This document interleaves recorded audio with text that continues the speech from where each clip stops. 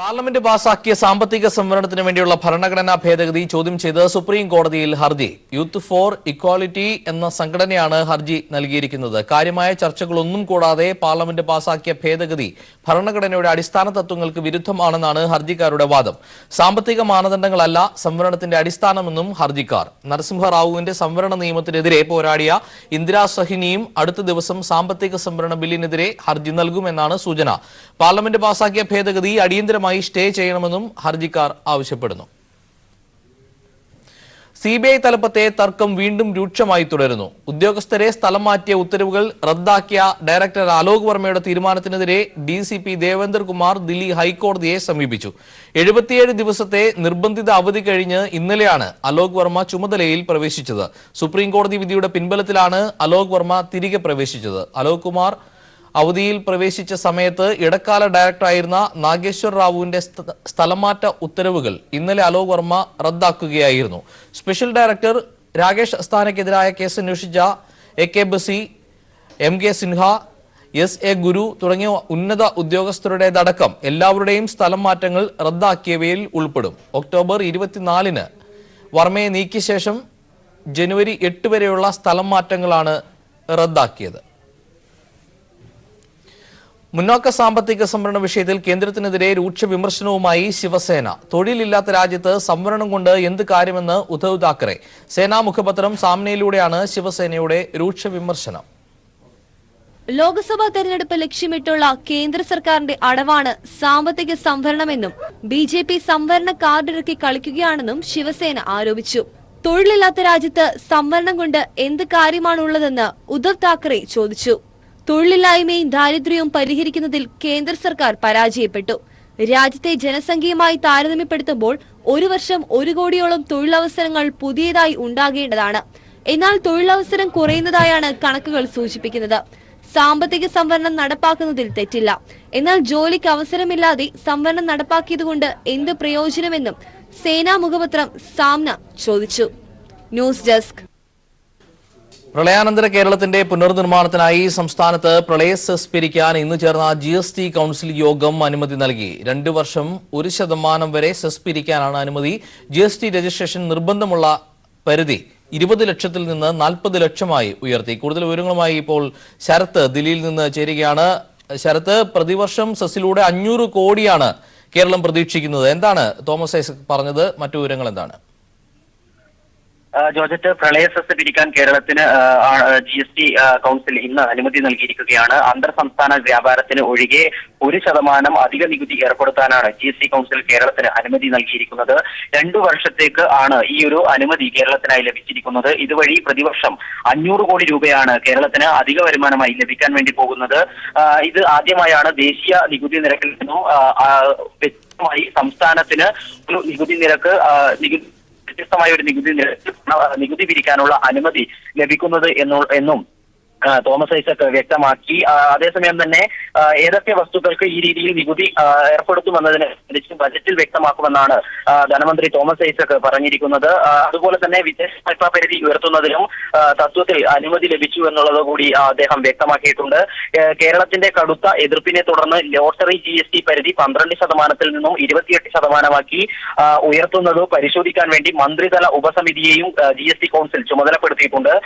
ചെറുകിട ഇടത്തരം സംരംഭകരെ സംബന്ധിച്ചിടത്തോളം ഏറെ ആശ്വാസകരമായ ചില തീരുമാനങ്ങളും ചേർന്ന GST കൌൺസിൽ കൈക്കൊള്ളുകയുണ്ടായി. GST രജിസ്ട്രേഷൻ വരുമാന പരിധി 20 ലക്ഷത്തിൽ നിന്നും 40 ലക്ഷമായി ഉയർത്തുന്നതിൽ സംസ്ഥാനങ്ങൾക്ക് തീരുമാനമെടുക്കാമെന്നും ആ രീതിയിൽ അത്തരമൊരു അനുമതിയും GST കൌൺസിൽ നൽകുകയുണ്ടായി. അതുപോലെ തന്നെ 50 ലക്ഷം വരെ വരുമാനമുള്ള സേവനദാതാക്കളുടെ അനുമാന നികുതി 6% കുറച്ചുകൊണ്ടുള്ള തീരുമാനവും ഇന്ന് GST കൌൺസിൽ കൈക്കൊണ്ടിട്ടുണ്ട്. 3 മാസം കൂടുമ്പോൾ നികുതി റിട്ടേൺ അടക്കുന്നതിന് പകരമായി 1.5 കോടി രൂപ വരെ വിറ്റുവരവുള്ളവർ വർഷത്തിൽ ഒരിക്കൽ മാത്രം നികുതി റിട്ടേൺ സമർപ്പിച്ചാൽ മതി എന്നും ഇന്ന് ചേർന്ന GST കൌൺസിലിൽ തീരുമാനമായിട്ടുണ്ട്. ജോർജ്, വ്യക്തമാണ്. ശരത്താണ് വിവരങ്ങൾ നൽകിയത്. പ്രളയ സെസ് പിരിക്കാൻ അനുമതി ലഭ്യമായിരിക്കുന്നു. തോമസ് ഐസക്കിന്റെ വാക്കുകൾ കൂടി. കേരളത്തിനുള്ളിലുള്ള വിൽപ്പനകളുടെ മേൽ 1% അധിക നികുതി ചുമത്താൻ അനുവാദം ഔപചാരികമായിട്ട് അനുവദിച്ചു. ആദ്യമായിട്ടാണ് ഒരു സംസ്ഥാനത്തിന് ദേശീയ നികുതിയിലേക്കാൾ വ്യത്യസ്തമായ ഒരു നികുതി ചുമത്താൻ അനുവാദം GST കൗൺസിൽ നൽകുന്നത്. അപ്പോൾ ഒരു വർഷം നമുക്കൊരു 500 കോടി രൂപ ഇതിൽ നിന്ന് അധികം കിട്ടും. 2 വർഷം ഇങ്ങനെ ചുമത്താം.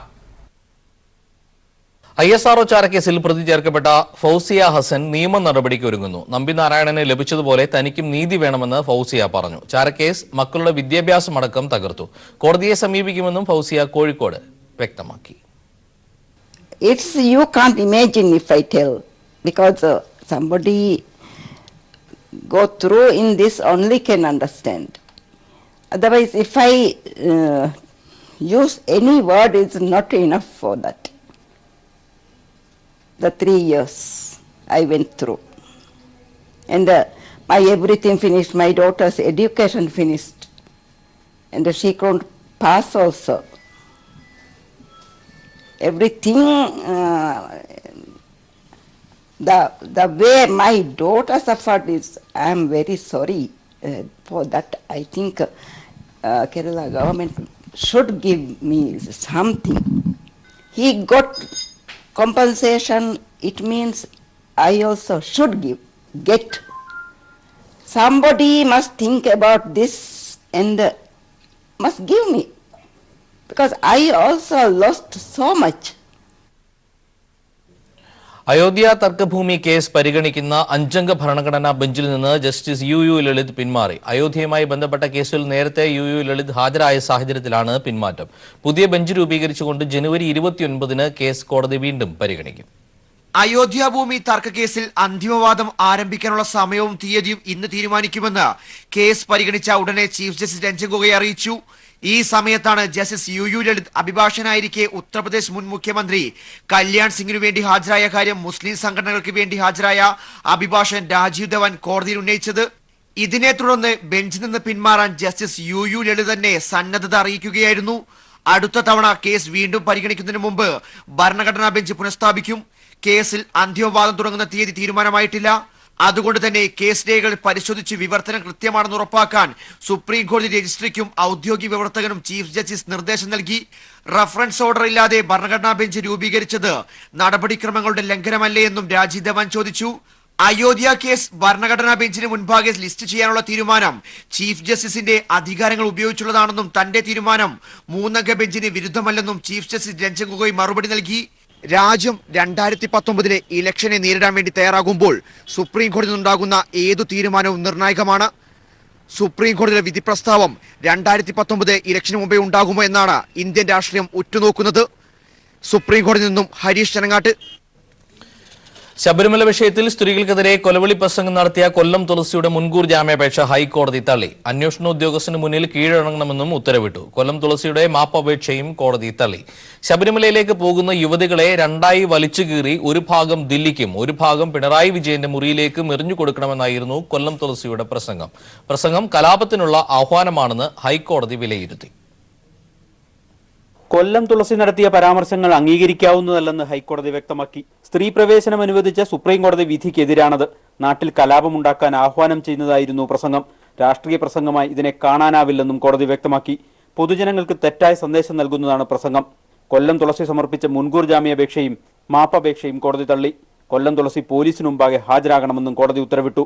ഒക്ടോബർ 12-ന് കൊല്ലം ചവറയിൽ വിശ്വാസ സംരക്ഷണത്തിനെന്ന പേരിൽ നടത്തിയ പരിപാടിയിലായിരുന്നു വിവാദ പ്രസംഗം. ശബരിമലയിൽ പോകുന്ന യുവതികളെ 2ആയി വലിച്ചു കീറണമെന്നും ഒരു ഭാഗം ദില്ലിക്കും ഒരു ഭാഗം പിണറായി വിജയന്റെ മുറിയിലേക്കും എറിയണമെന്നുമായിരുന്നു വിവാദ പ്രസംഗം. ഡിവൈഎഫ്ഐ ചവറ ബ്ലോക്ക് കമ്മിറ്റി നൽകിയ പരാതിയിലാണ് മതസ്പർദ്ധ വളർത്തൽ, മതവികാരത്തെ വ്രണപ്പെടുത്തൽ, സ്ത്രീത്വത്തെ അപമാനിക്കൽ തുടങ്ങിയ കുറ്റങ്ങൾ ചുമത്തി കേസെടുത്തത്. കൊല്ലം സെഷൻസ് കോടതി മുൻകൂർ ജാമ്യാപേക്ഷ തള്ളിയതിനെ തുടർന്നായിരുന്നു ഹൈക്കോടതിയെ സമീപിച്ചത്. News bureau, Kochi. സുപ്രീം കോടതി വിധി വരും മുമ്പും യുവതികൾ ശബരിമലയിൽ ദർശനം നടത്തിയിരുന്നുവെന്ന് ദൃക്സാക്ഷികളുടെ വെളിപ്പെടുത്തൽ. അന്നില്ലാത്ത പ്രതിഷേധവും ഹർത്താലും ഇപ്പോൾ മാത്രം എന്തിനെന്നും തങ്ങളുടെ ഭക്തി സ്ത്രീ കയറിയാൽ കുറയില്ലെന്നും വിശ്വാസികൾ. സുപ്രീം കോടതി വിധി വരുന്നതിന് മുമ്പ് എല്ലാ മാസവും 1-ാം തീയതി നട തുറക്കുമ്പോൾ സ്ഥിരമായി ദർശനം നടത്താറുള്ളവരാണ് ഈ സ്വാമിമാരെല്ലാം. ഇവർ തന്നെ യുവതികൾ പലപ്പോഴായി വന്നത് കണ്ടിട്ടുണ്ട്. അവർ തന്നെ ഇക്കാര്യം വെളിപ്പെടുത്തുകയും ചെയ്യും. സ്വാമിയുടെ മുമ്പ് ഈ സുപ്രീം കോടതി വിധി വരുന്നതിന് മുമ്പ് ഇവിടെ യുവതികൾ കയറുന്നത് താങ്കൾ കണ്ടിട്ടുണ്ടോ? അതെങ്ങനെയായിരുന്നു? അതായത് അവർ വരുന്നത് ഈ മരക്കൂട്ടം കഴിയുന്നവരെ ഞങ്ങൾ ഇടയിൽ കണ്ടിട്ടുണ്ട്.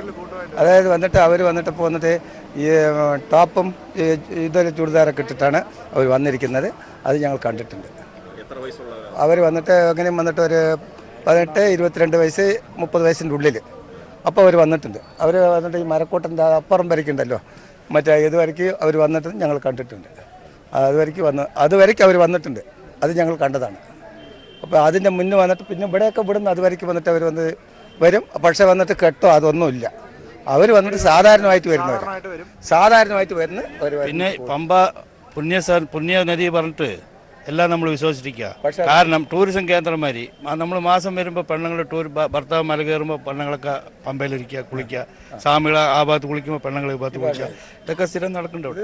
സാധാരണമായിട്ട് പോയിക്കൊണ്ടിരിക്കുന്നതാണ്. ഇത് വന്നിട്ട് ഇപ്പോഴല്ല, നേരത്തെ തന്നെ ഈ നരിക്കുറവ് വരയ്ക്ക് വന്നിട്ട് അവർ ചെറിയ പെണ്ണുങ്ങൾ ഊശിപാശി വെക്കുന്നവരൊക്കെ വന്നിട്ട് സ്വാമികളും ഇവർ ഒരുമിച്ചിട്ടല്ലേ കുളിച്ചിട്ടിരിക്കുന്നത്. അപ്പോൾ ആരും തടുത്തിട്ടില്ലല്ലോ. ഊശിപാശിക്കാരും വന്നിട്ട് അപ്പോൾ വന്നിട്ട് അവർ വന്നിട്ട് 18, 20 വയസ്സ് 22 വയസ്സ് പെണ്ണുങ്ങൾ വന്നിട്ട് ഒരു 16 വയസ്സ് പെണ്ണുങ്ങൾ വന്നിട്ട് സ്വാമികൾ ഇവിടെ കുടിക്കുകയാണെങ്കിൽ അപ്പുറത്ത് വന്നിട്ട് അവർ വന്നിട്ട് ഇവർ വന്നിട്ട് കളിച്ച് ചിരിച്ചിട്ട് അപ്പോഴൊക്കെ തടുക്കേണ്ടതല്ലേ ഇവരൊക്കെ. അപ്പോഴൊന്നും ആരും തടുക്കാൻ വന്നില്ലല്ലോ. അക്രമം ശരിയല്ല. അക്രമം വന്നിട്ടേ ഇത് അക്രമമല്ല, അതിക്രമമാണ്. അതിക്രമമാണ്. അതിക്രമം ചെയ്തിട്ടാണ് ഇത് വന്നിട്ട് എത്ര ഭക്തന്മാരിന് മണ്ട ഉടച്ച് എത്ര ഭക്തന്മാരിന് വന്നിട്ട് ഈ ബസ്സില്ലാതെയും ആഹാരമില്ലാതെയും നടക്കാൻ പറ്റാതെയും എല്ലാം വന്നിട്ട് ഒരുപാട് ബുദ്ധിമുട്ടിച്ചിട്ടുണ്ട്. ഇത് വന്നിട്ട് അക്രമമല്ല, അതിക്രമമാണ്. ഭക്തിയാണ് ഞങ്ങൾക്ക് എപ്പോഴും. ഭക്തി തന്നെ നിലനിൽക്കും. അയ്യപ്പൻ എപ്പോൾ വിളിച്ചാലും ഞങ്ങളുടെ മുമ്പിൽ നിൽക്കും. അതാണ് ഞങ്ങളുടെ ഭക്തി. അക്രമം കൊണ്ടുമല്ല ഇതെല്ലാം തടയേണ്ടുന്നത്. ഭക്തിയുടെ മുമ്പിൽ ഇതൊന്നും ഒരു പ്രശ്നമല്ല എന്നാണ് കോയമ്പത്തൂരിൽ നിന്നെത്തിയ സ്വാമിമാരുടെ പക്ഷം. പമ്പയിൽ നിന്ന് ക്യാമറമാൻ പ്രമോദ് പന്നിയുടനൊപ്പം രാജ്കുമാർ. തിരുവാഭരണ ഘോഷയാത്രയ്ക്ക് സായുധ പോലീസിന്റെ സംരക്ഷണം നൽകുമെന്ന് സർക്കാർ ഹൈക്കോടതിയെ അറിയിച്ചു. സായുധ പോലീസ് അസിസ്റ്റന്റ് കമാൻഡറുടെ നേതൃത്വത്തിലുള്ള സംഘമാണ് സംരക്ഷണം നൽകുക. 150 പേരാണ് തിരുവാഭരണ പേടകത്തോടൊപ്പം ഉണ്ടാവുക. ബോംബ് സ്ക്വാഡിനെയും വിന്യസിക്കും. പന്തളം രാജാവിന്റെ സംരക്ഷണത്തിന് ഒരു SI-യുടെ നേതൃത്വത്തിലുള്ള പ്രത്യേക സംഘവും ഉണ്ടാകുമെന്ന് പോലീസ് ഹൈക്കോടതിയെ അറിയിച്ചു. സർക്കാർ നിലപാട് രേഖപ്പെടുത്തിയ കോടതി പോലീസ് സംരക്ഷണം ആവശ്യപ്പെട്ട് പന്തളം കൊട്ടാരം സമർപ്പിച്ച ഹർജി തീർപ്പാക്കി. ഫ്രാങ്കോയ്ക്കെതിരെ നിലപാടെടുത്ത സിസ്റ്റർ ലൂസി കളപ്പുരയ്ക്കലിനെതിരെ കത്തോലിക്ക സഭയുടെ രൂക്ഷ വിമർശനം. സഭയുടെ ഉടമസ്ഥയിലുള്ള പത്രത്തിലെ മുഖപ്രസംഗത്തിലാണ് സിസ്റ്റർ ലൂസിയെ രൂക്ഷമായി വിമർശിച്ചിരിക്കുന്നത്. പൊതുസമൂഹത്തിന് മുന്നിൽ സിസ്റ്റർ സഭയെയും സഭാ നേതൃത്വത്തെയും അവഹേളിച്ചുവെന്ന് മുഖപ്രസംഗത്തിൽ പറയുന്നു. സഭയ്ക്കെതിരെ വാസ്തവവിരുദ്ധമായ കാര്യങ്ങൾ സിസ്റ്റർ ലൂസി പ്രചരിപ്പിക്കുന്നുവെന്നും പേരെടുത്ത് പറയാതെ മുഖപ്രസംഗത്തിൽ വിമർശിക്കുന്നുണ്ട്. മാനന്തവാടി രൂപത PRO നോബിൾ പാറക്കലാണ് സഭാ ഉടമസ്ഥതയിലുള്ള പത്രമായ ദീപികയിൽ സിസ്റ്റർ ലൂസിയെ വിമർശിച്ച് മുഖപ്രസംഗം എഴുതിയിരിക്കുന്നത്. പൊതുസമൂഹത്തിന് മുന്നിൽ കന്യാസ്ത്രീ സന്യാസത്തെ അപഹാസ്യമാക്കുമ്പോൾ യഥാർത്ഥ സത്യം പുറത്തറിയണം എന്ന് ചൂണ്ടിക്കാട്ടിയാണ് വിമർശനം തുടങ്ങുന്നത്. സഭാധികാരികളുടെ സമ്മതമില്ലാതെയാണ് ബിഷപ്പ് ഫ്രാങ്കോയ്ക്കെതിരായ സമരത്തിൽ കന്യാസ്ത്രീ പങ്കെടുക്കുകയും വാസ്തവവിരുദ്ധമായ കാര്യങ്ങൾ പ്രചരിപ്പിക്കുകയും ചെയ്തത്. സന്യാസ വസ്ത്രം മാറ്റി ചുരിദാർ ധരിച്ച് വികലമായ ആക്ഷേപം ഉന്നയിച്ച് സ്വന്തം ഫോട്ടോ സമൂഹ മാധ്യമങ്ങളിലൂടെ പ്രചരിപ്പിച്ചു. അനുവാദമില്ലാതെ കവിതകൾ പ്രസിദ്ധീകരിച്ചു. ഡ്രൈവിംഗ് ലൈസൻസ് എടുത്തതും വാഹനം വാങ്ങിയതും മേലധികാരികളുടെ അനുമതിയില്ലാതെയാണ്. 2017 മുതൽ ശമ്പളം സന്യാസ സഭയെ ഏൽപ്പിച്ചില്ല. ഇത്തരത്തിൽ നിരന്തരം അച്ചടക്കം ലംഘിച്ചതിനെ തുടർന്നാണ് കന്യാസ്ത്രീയോട് വിശദീകരണം ചോദിച്ചതെന്നും സത്യം മനസ്സിലാക്കാതെയാണ് മാധ്യമങ്ങളും പ്രവർത്തിക്കുന്നതെന്നും മുഖപ്രസംഗത്തിൽ പറയുന്നു. നേരിട്ട് ഹാജരായി വിശദീകരണം നൽകണമെന്ന് സിസ്റ്റർ ലൂസിയോട് സന്യാസ സഭ ആവശ്യപ്പെട്ടെങ്കിലും സിസ്റ്റർ ലൂസി അതിന് തയ്യാറായിട്ടില്ല. താൻ അച്ചടക്കം ലംഘിച്ചിട്ടില്ലെന്നും പല പുരോഹിതരുടെയും തെറ്റുമറയ്ക്കാനാണ് തന്നെ വിമർശിക്കുന്നതെന്നുമാണ് സിസ്റ്റർ ലൂസിയുടെ നിലപാട്. News bureau, Kochi. ദീപിക പത്രത്തിൽ തനിക്കെതിരെ വന്ന ലേഖനം വ്യക്തിഹത്യ ചെയ്യുന്ന തരത്തിലുള്ളതെന്ന് സിസ്റ്റർ ലൂസി. ലേഖനം അപലപനീയവും ഖേദകരവുമാണ്. ലേഖനത്തിനെതിരെ കേസ് നൽകാനുള്ള സാഹചര്യമുണ്ടെന്നും സിസ്റ്റർ പ്രതികരിച്ചു. എന്താണ് ഈ ദീപിക ലേഖനത്തോടുള്ള പ്രതികരണം? ദീപികയുടെ ലേഖനകർത്താവ് വളരെ മോശമായിട്ട് എന്നെ വ്യക്തിപരമായി ഹത്യ ചെയ്യുന്ന രീതിയിലാണ് എഴുതിയിരിക്കുന്നത്. അത് തികച്ചും അപലപനീയമാണ്, മാത്രമല്ല വളരെ ഖേദകരമാണെന്ന് ഞാൻ അറിയിക്കുകയാണ്. യഥാർത്ഥത്തിലുള്ള സന്യാസം ജീവിക്കുന്നവരുടെ മേൽ ഇത്തരത്തിലുള്ള കരിവാരി തേച്ചുകൊണ്ട് പാവപ്പെട്ട വിശ്വാസികളെ മുതലെടുക്കാം എന്നാണ് ഈ ലേഖനകർത്താവ് വിചാരിച്ചിരിക്കുന്നത്. അദ്ദേഹത്തിൻ്റെ ഈ ചിന്താരീതി തെറ്റാണ് എന്ന് തന്നെയാണ് എനിക്ക് പറയാനുള്ളത്. എനിക്ക് വേണമെങ്കിൽ എന്നെ ഇത്രമാത്രം മോശമായിട്ട് അവതരിപ്പിക്കുന്നതിന് ഇദ്ദേഹത്തിനെതിരെ കേസ് കൊടുക്കാനുള്ള സാഹചര്യം കൂടി നിലനിൽക്കുന്നുണ്ട്. CSI സഭയിലും അഴിമതി ആരോപണം. നിർമ്മാണ കരാർ തുക നൽകിയില്ലെന്ന് ആരോപിച്ച് CSI ദക്ഷിണ കേരള മഹാ ഇടവക ബിഷപ്പിനെ കരാറുകാരനും ജീവനക്കാരും തടഞ്ഞുവെച്ചു. സഭയുടെ കീഴിലുള്ള സ്ഥാപനങ്ങളുടെ നിർമ്മാണം നടത്തിയതിൽ 11 കോടിയോളം രൂപ നൽകാനുണ്ടെന്നാണ് കരാറുകാരന്റെ പരാതി. സഭ തിരഞ്ഞെടുപ്പിനായി തന്നോട് ഇപ്പോഴത്തെ ട്രസ്റ്റ് 50 ലക്ഷം രൂപ ആവശ്യപ്പെട്ടുവെന്നും കരാറുകാരൻ പ്രവീൺ മാധ്യമങ്ങളോട് പറഞ്ഞു. നിർമ്മാണ കരാർ തുക നൽകിയില്ലെന്നാരോപിച്ചാണ് സഭാ ആസ്ഥാനത്ത് സ്വകാര്യ നിർമ്മാണ കമ്പനി ഉടമയും തൊഴിലാളികളും ചേർന്ന് CSI ബിഷപ്പ് ധർമ്മരാജ് റസാലത്ത് തടഞ്ഞത്. പോലീസെത്തി പ്രതിഷേധക്കാരെ മാറ്റാൻ ശ്രമിച്ചു. എന്നാൽ തൊഴിലാളികൾ റോഡിൽ കുത്തിയിരുന്നു. വിവിധ സ്ഥലങ്ങളിൽ നിർമ്മാണം നടത്തിയതിൽ 11 കോടിയിലധികം രൂപ സഭ നൽകാനുണ്ടെന്നും സഭ തങ്ങളുടെ നിർമ്മാണ ഉപകരണങ്ങൾ വിട്ടു നൽകുന്നില്ലെന്നും ആരോപിച്ചായിരുന്നു മിഖായേൽ കമ്പനി ജീവനക്കാരുടെ പ്രതിഷേധം. പോലീസിന്റെ സാന്നിധ്യത്തിൽ ചർച്ചയ്ക്ക് ശേഷം തിങ്കളാഴ്ച യോഗം ചേരാമെന്ന് ഉറപ്പിലാണ് പ്രതിഷേധം അവസാനിപ്പിച്ചത്. യഥാർത്ഥ ഘടകം ഇപ്പോഴത്തെ CSI സഭാ സെക്രട്ടറി ഇലക്ഷന് മുമ്പേ ഇലക്ഷൻ ഫണ്ടിലേക്ക് വേണ്ടി 50 ലക്ഷം രൂപ എന്നോട് ചോദിച്ചിരുന്നു. അത് കൊടുക്കാൻ പറ്റില്ല. അതിന്റെ വൈരാഗ്യമാണ് എൻ്റെ അടുത്ത് ഈ കാണിക്കുന്നത്. പണിയായുധം മാത്രമേ ഞാൻ ഇപ്പോഴും ചോദിക്കുന്നുള്ളൂ. ബാക്കി കോടതിയെങ്കിലും നിശ്ചയിച്ച് കാശ് കിട്ടട്ടെ. പണിയായുധം ഇല്ലാതെ എനിക്ക് ഏകദേശം 250ഓളം PF കിട്ടുന്ന സ്റ്റാഫുണ്ട്. എനിക്ക് പണി ചെയ്യാൻ നിവർത്തിയില്ല. ഞാൻ മൊത്തം 300 കോടിയോളം വർക്ക് ചെയ്തതിൽ 24 കോടി രൂപയുടെ വർക്ക് ഈ CSIയുടെ ചെയ്തിട്ടുള്ളൂ. അതിലാണ് എനിക്ക് ഈ 11 കോടി രൂപ കിട്ടാനുള്ളത്. ഞാൻ ഒരു CSI സഭാംഗമാണ്. മുൻ ഭരണസമിതിയുമായി ചേർന്ന് കരാറുകാരൻ അഴിമതി നടത്തിയെന്നും വിഷയം കോടതിയുടെ പരിഗണനയിലായതിനാൽ വിധി വന്ന ശേഷമേ പണം നൽകുന്നതിൽ തീരുമാനമുണ്ടാകൂ എന്നും സഭാ ഭാരവാഹികൾ അറിയിച്ചു. CSI സഭാ ട്രഷറർ റവറൻ കാൽവിൻ ക്രിസ്റ്റോ: അത് നമുക്കറിയില്ല. അത് അദ്ദേഹം കോടതിയിൽ കേസിന്റെ വഴിക്കുണ്ട്. അപ്പോൾ അതനുസരിച്ച് നമുക്ക് വിട്ടുകൊടുക്കാൻ പറ്റുള്ളൂ. അഥവാ ഉണ്ടെങ്കിൽ പോലും നമുക്ക് അങ്ങനെ കൊടുക്കാൻ പറ്റുള്ളൂ. അത് നമുക്ക് തിട്ടപ്പെടുത്തട്ടെ, കോടതി വരട്ടെ, നോക്കട്ടെ, എത്ര സാധനങ്ങളുണ്ടെന്ന് നോക്കട്ടെ, അതനുസരിച്ചേ നമുക്ക് ചെയ്യാൻ പറ്റുള്ളൂ. അതല്ല ആർക്കും ഇപ്പം ചെയ്യാൻ പറ്റുന്നതല്ല.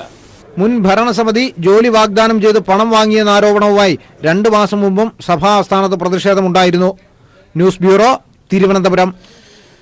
സിറോ മലബാർ സഭയിലെ പരാതികൾ പരിഹരിക്കാൻ രൂപത തോറും സമിതികൾ രൂപീകരിക്കാൻ നിർദ്ദേശം. കാക്കനാട് സെന്റ് തോമസ് മൗണ്ടിൽ നടക്കുന്ന സിനഡാണ് സേഫ് എൻവയോൺമെന്റ് പോളിസി നടപ്പാക്കുന്നത്. സഭയ്ക്കകത്തു നിന്നും പുറത്തു നിന്നും സഭയുടെ പേരിൽ ആരോപിക്കുന്ന പരാതികളിൽ പരിഹാരമുണ്ടാക്കുന്നതിന് രൂപതകൾ ആവശ്യമായ സമിതികൾ രൂപീകരിക്കണമെന്നാണ് നിർദ്ദേശം.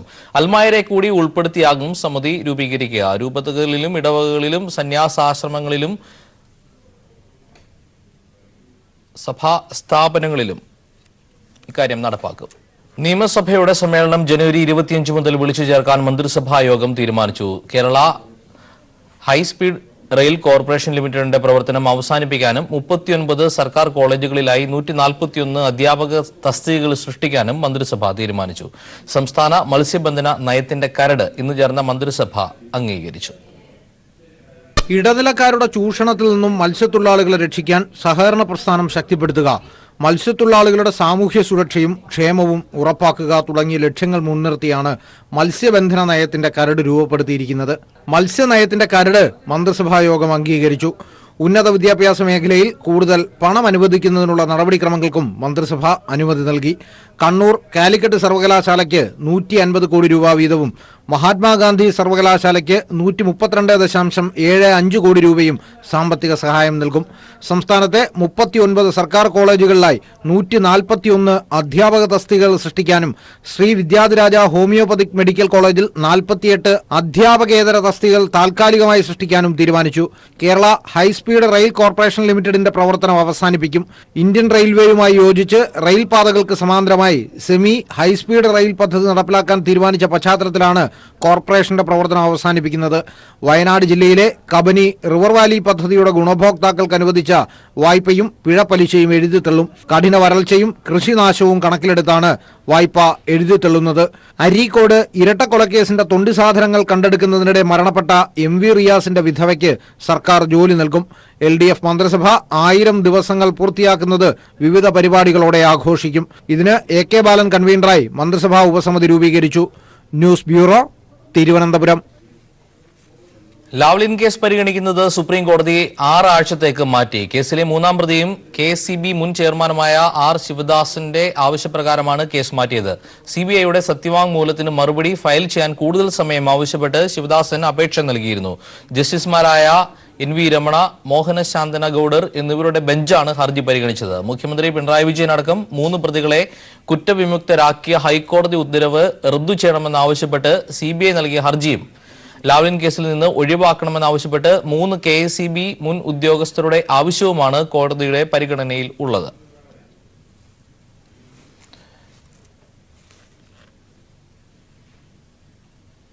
നവോത്ഥാനത്തെ പുച്ഛിക്കുന്നവർ ആ നവോത്ഥാനം കൊണ്ടാണ് മലയാളി ഇന്നത്തെ അവസ്ഥയിൽ എത്തിയതെന്ന് മനസ്സിലാക്കണമെന്ന് കഥാകാരൻ M. മുകുന്ദൻ. താഴ്ന്ന ജാതിയിൽ പെടാനായതിനാൽ പല സ്ഥലത്തു നിന്നും താൻ അവഗണിക്കപ്പെട്ടിരുന്നുവെന്നും ടി. പത്മനാഭനും അഭിപ്രായപ്പെട്ടു. കേരള ലിറ്ററേച്ചർ ഫെസ്റ്റിന്റെ ഭാഗമായി നടന്ന സംവാദ പരിപാടിയിൽ സംസാരിക്കുകയായിരുന്നു ഇരുവരും. ആക്ടിവിസ്റ്റ് മാത്രമല്ല, തന്റെ ഉള്ളിൽ ഒരു കലാപകാരി കൂടിയുണ്ടെന്ന് പറഞ്ഞുകൊണ്ടായിരുന്നു മയ്യഴിയുടെ കഥാകാരൻ സംസാരിച്ചത്. ഇടതുപക്ഷത്തിൽ നിന്നും മാത്രമാണ് ഫാസിസത്തെ പ്രതിരോധിക്കാനുള്ള ശ്രമം നടക്കുന്നത്. കേരളത്തിലാണ് ഫാസിസത്തെ പ്രതിരോധിക്കാൻ ഏറ്റവും കൂടുതൽ സാധ്യതയുള്ളത്. ഇടതുപക്ഷത്തിനെ കൊണ്ടേ അത് സാധിക്കുകയുള്ളൂ. നവോത്ഥാനത്തെ പുച്ഛിക്കുന്നവർ ആ നവോത്ഥാനം കൊണ്ടാണ് മലയാളി ഇന്നത്തെ അവസ്ഥയിൽ എത്തിയതെന്ന് മനസ്സിലാക്കണമെന്നും അദ്ദേഹം ഓർമ്മിപ്പിച്ചു. നവോത്ഥാനത്തെ കുറിച്ച് പറയുമ്പോൾ പലരും പരിഹസിക്കുന്നുണ്ട്. പലരും പറഞ്ഞ നവോത്ഥാനം എന്ത് നവോത്ഥാനം എന്നുള്ളതാണ്. പക്ഷെ അത് നവോത്ഥാനം എന്താണെന്ന് അറിയാത്തത് കൊണ്ടാണ് നമ്മളിന്നിങ്ങനെ ഇരിക്കുന്നത്, നമ്മളിങ്ങനെ സംസാരിക്കുന്നത്. ഇതൊക്കെ നമ്മളങ്ങനെ ചില മൂല്യങ്ങൾ ഉയർത്തിപ്പിടിച്ചത് കൊണ്ടാണ്. അതുകൊണ്ടാണ് നമ്മൾ ഈ അവസ്ഥയിൽ എത്തിയത് മലയാളി. പക്ഷെ ഇവിടെ എത്തിയിട്ട് നമ്മൾ പലതിനെയൊക്കെ നമുക്ക് തള്ളിക്കളയാൻ സാധിക്കില്ല. നവോത്ഥാനം എന്താണെന്നുള്ളത് അത് ആ കാലത്ത് ജീവിച്ചവർക്ക് മനസ്സിലാകുന്നു. അതിന്റെ ഈ ജാതിക്കാരുടെയൊക്കെ പ്രശ്നങ്ങൾ ഇപ്പം നമ്മൾ വൈക്കം സത്യാഗ്രഹം എന്നൊക്കെ പറഞ്ഞു. എന്ത് വൈക്കം സത്യാഗ്രഹം ആളുകൾ പറയും. കീഴ്ജാതിയായതിന്റെ പേരിൽ താൻ പലയിടങ്ങളിൽ നിന്നും മാറ്റി നിർത്തപ്പെട്ടതിനെ കുറിച്ചാണ് ടി. പത്മനാഭൻ പറഞ്ഞത്. ഞാനൊരു പാവം ജാതിയായി പറന്നുപോയത് കൊണ്ട് എനിക്കും പല ദിക്കിലും പ്രവേശനമൊന്നുമില്ല. തുഞ്ചത്തെഴുത്തച്ഛൻ്റെ അവിടെയൊന്നും എന്നെ ഇതുവരെ കയറ്റിയിട്ടില്ല. സാഹിത്യ ചർച്ചകളും സംവാദങ്ങളും സമകാലീന സംഭവങ്ങളെക്കുറിച്ചുള്ള പ്രതികരണങ്ങളുമൊക്കെ നിറഞ്ഞു നിൽക്കുന്നതായിരുന്നു കേരള ലിറ്ററേച്ചർ ഫെസ്റ്റിന്റെ ആദ്യ ദിവസം. News bureau, Kozhikode. പണിമുടക്കിനിടെ SBI ബാങ്ക് ആക്രമിച്ച സംഭവത്തിൽ 2 NGO യൂണിയൻ പ്രവർത്തകർ പോലീസിന്റെ പിടിയിലായി. സാങ്കേതിക വിദ്യാഭ്യാസ വകുപ്പിലെ അറ്റൻഡർ ഹരിലാൽ, ട്രഷറി ഡയറക്ടറേറ്റിലെ അസിസ്റ്റന്റ് അക്കൌണ്ടന്റ് അശോക് എന്നിവരെയാണ് കന്റോൺമെന്റ് പോലീസ് അറസ്റ്റ് ചെയ്തത്. പണിമുടക്കിനിടെ കഴിഞ്ഞ ദിവസമാണ് ഇവർ അടങ്ങുന്ന 9 അംഗ സംഘം ബാങ്കിന് നേരെ അതിക്രമം നടത്തിയത്.